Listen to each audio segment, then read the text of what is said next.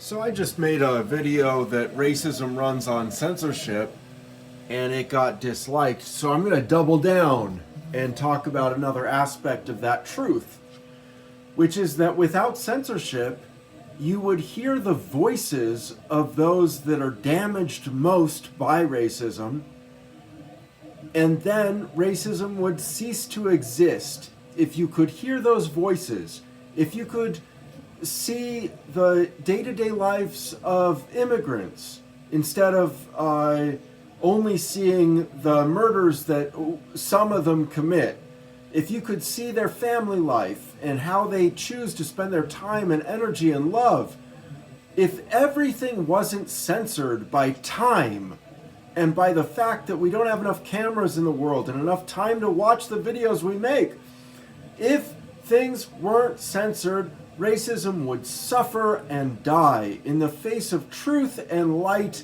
and facts. But it remains.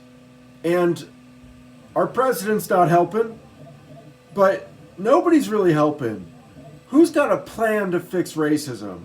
What's your 10-year plan, 5-year plan? What is that? First, we got to fix the N-word. Second, we have to fix the jails. I mean, we've got so much to do. It's ridiculous. It's impossible.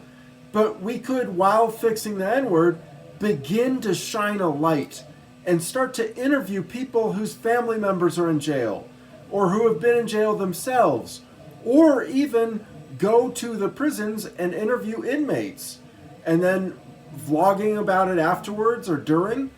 There's a lot to do against censorship, and if it gets done, racism will be a thing of the past, just like theism will.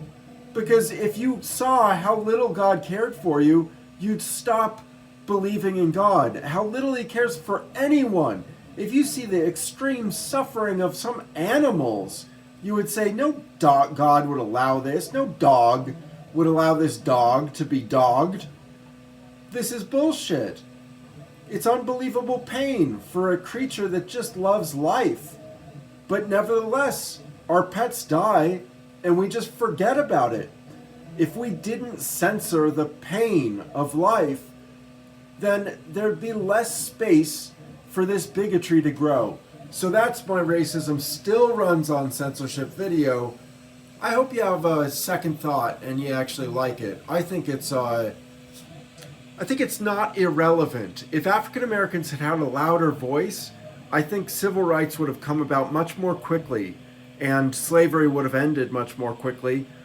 And hopefully the fact that now we can hear more African American voices, my hope is that mass incarceration ends more quickly. And so, and not just African American, but also myself. My voice is deafeningly loud. It is annoyingly too strong. But I have been to jails and I've seen the past and I've seen the future.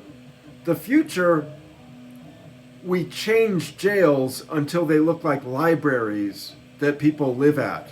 We change jails until we can employ every inmate in something else, you know? We've got stuff to do.